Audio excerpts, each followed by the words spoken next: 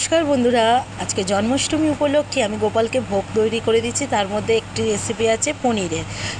সেই রেসিপিটা আমি আপনাদের সামনে নিয়ে আসলাম।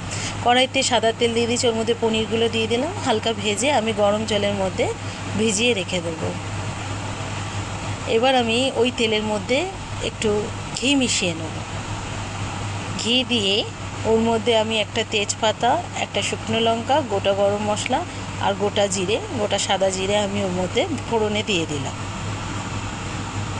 দিয়ে আমি আগের থেকে মশলা তৈরি করে রেখেছিলাম, মিক্সি জারে রেডি করে রেখেছিলাম, সেটার মধ্যে দেবো। যার মধ্যে আছে চার মগজ, পোস্ত, কাজু বাদাম, আদা, কাঁচা লঙ্কা, টমেটো আর জিরের গুঁড়ো, ধনের গুঁড়ো সব দিয়ে একসাথে মশলাটা রেডি করে রেখে দিয়েছিলাম, ওইটা আমি দিয়ে দিলাম। দিয়ে আমি একটু ভালো করে কষিয়ে নেব। এবার কষাবো, তার মধ্যে আমি একটু নুন দিয়ে দিলাম, স্বাদ মতো নুন দিয়ে দিলাম। আর অল্প একটু হলুদ দিলাম। হলুদ দিতাম না, যেহেতু আমার শাশুড়ি বললো যেহেতু গোপালকে ভোগ করে দিতে হবে, তার অল্প একটু সামান্য হলুদ দিতে হয়, তাই দিলাম।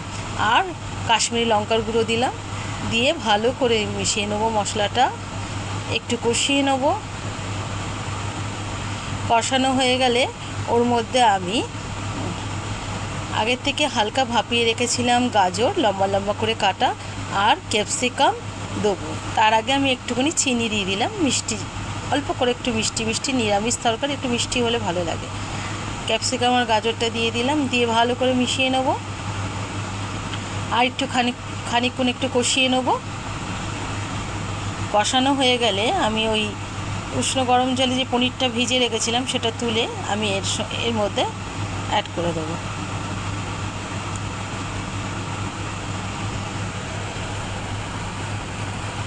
এই যে পনিরটা আমি এর মধ্যে দিয়ে দিলাম, দিয়ে একটু ভালো করে মিশিয়ে নেব।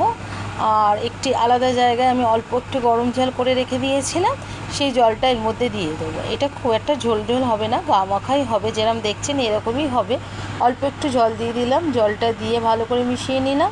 এবার এর মধ্যে আমি গরম মশলা দিয়ে দেবো, গরম মশলা, আর নামানোর আগে ঘিটা দিয়ে দেবো। কাসুরি মেথিও আমি দিয়েছি এর মধ্যে, সেটা স্কিপ হয়ে গেছে। এই যে ঘি দিয়ে দিলাম, দিয়ে ভালো করে মিশিয়ে ব্যাস আমার রান্না রেডি। কেমন হয়েছে বন্ধুরা?